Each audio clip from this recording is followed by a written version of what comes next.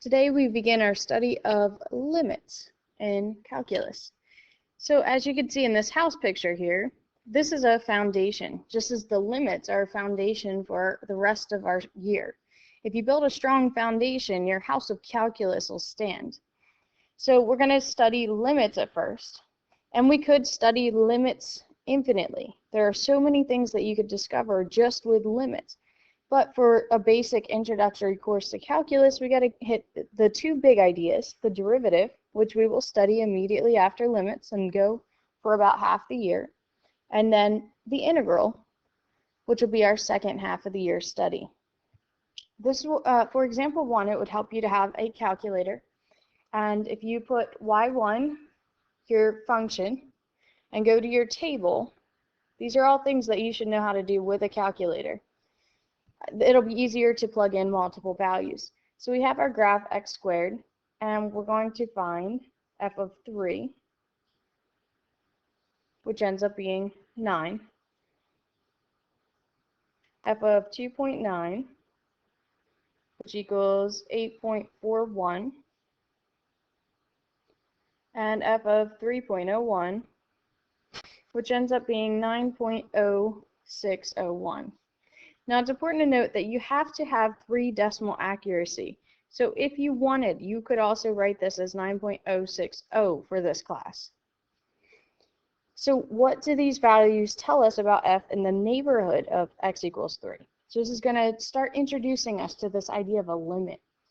So it's good to practice writing. You're going to have to do quite a bit of writing in here. So we could say in the neighborhood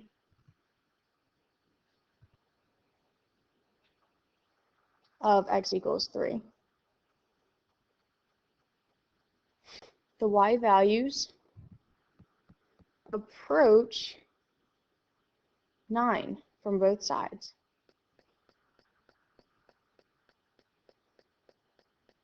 Because when we had 2.9, it was a little bit less than 9, the y value, and when we had x value of 3.01, it was a little bit higher than 9. So from both sides, as you get close, the x values get closer and closer to 3.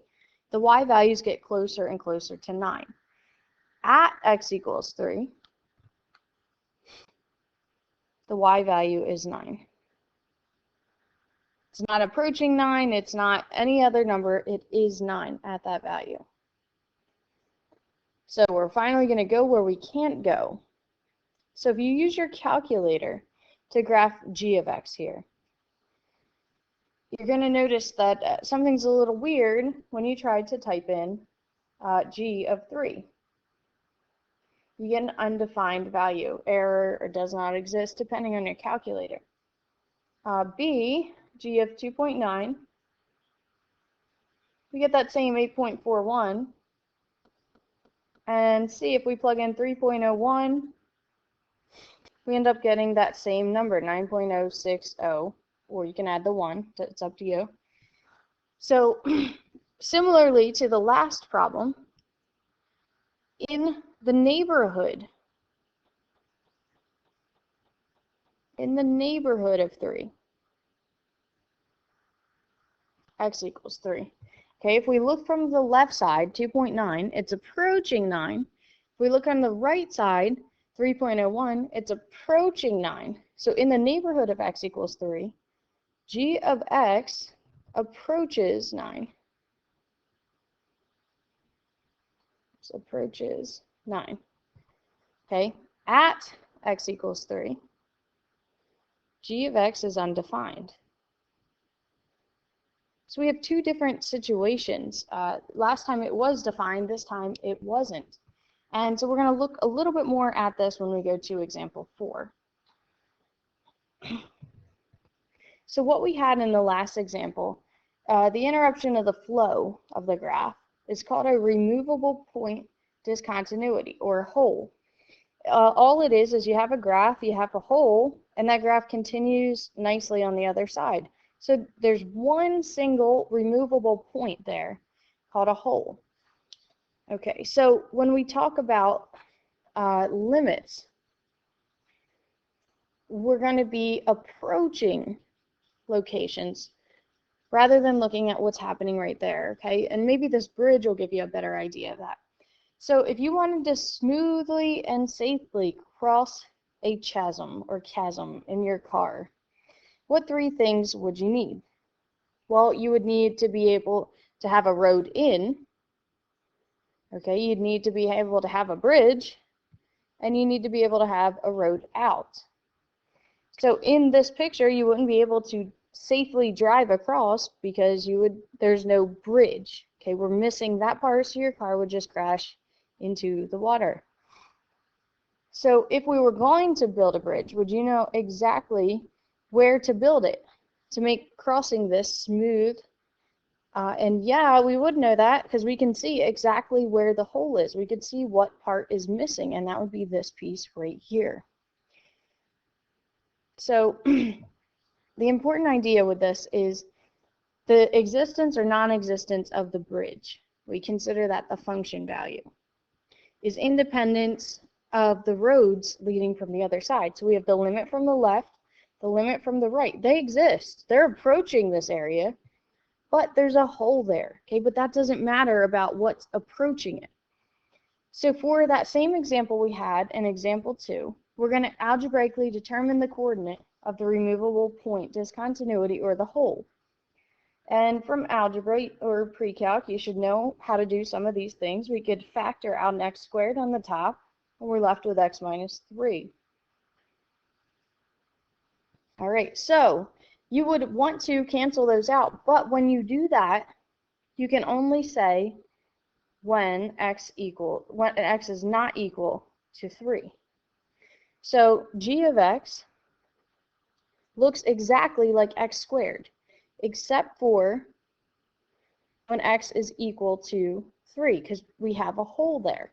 So if we were going to plug in 3, we would see that we would get 9 on this function. So the hole, or the removable point, would be at the value 3, 9. So we eliminated the bad guy factors here that made the hole, that made it so you couldn't plug it in. And then we just plugged it in from there. If you tried plugging in 3 from the beginning, you're going to get 0 over 0, and later you'll see that that indicates a big problem. All right, so we're going to formalize the notation with everything we've been talking about. Okay, this is saying that the left-hand limit has to equal the function value, has to equal the right-hand limit, we'll say it that way first. Right-hand limit. And it has to equal the same thing for the limit to exist. Okay, so this notation here, if you haven't seen this before, we read that as the limit of f of x as x approaches c from the left. Okay, that's what that little negative sign indicates. And then we have this one, the limit of f of x as x approaches c from the right. So if the left-hand side and the right-hand side both equal the same thing, then the limit as x approaches c from both sides exists. Okay, and it might look complicated, but it's not so bad. We'll practice this. So for this problem, try plugging in -1. Okay, you should end up with an undefined value. That probably means we have a hole there. Okay, if you get 0 over 0, that indicates there's a hole in the function. So besides that, when we look at the limits, we're going to see that we won't have that problem. So let's figure out the hole. If x equals -1, the hole must occur at x plus 1. So let's try to factor this equation. We have x plus 1, x plus 3 in the numerator. In the denominator, we could have x plus 1, x minus 4. So when x is not equal to -1, we can consider f of x to be x plus 3 over x minus 4. Okay, we canceled out that bad guy factor that made a hole. So now as we look from -1 from the left, so you could put in, if you wanted, you could put in a number to the left of -1, like -1.01 in your calculator.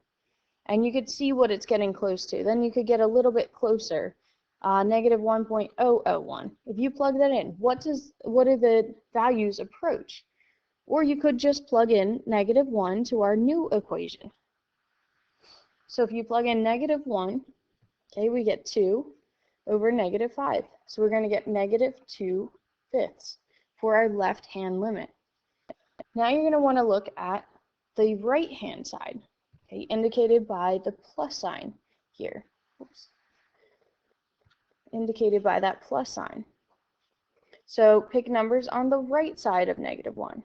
Negative 0.99, okay, negative 0.999. Or plug it into our new equation. We're going to get negative 2/5. So the left-hand limit equals the right-hand limit, and they're both equal to negative 2/5. So the limit of f of x as x approaches negative 1 equals negative 2/5. So there we go. We have this big idea. If our goal is to safely and smoothly drive across this, then we need the road in, the road out, and the bridge to all have that same value. And that's where we're going to end this video. So we are defining continuity at one point, and we'll get more into that on our next video.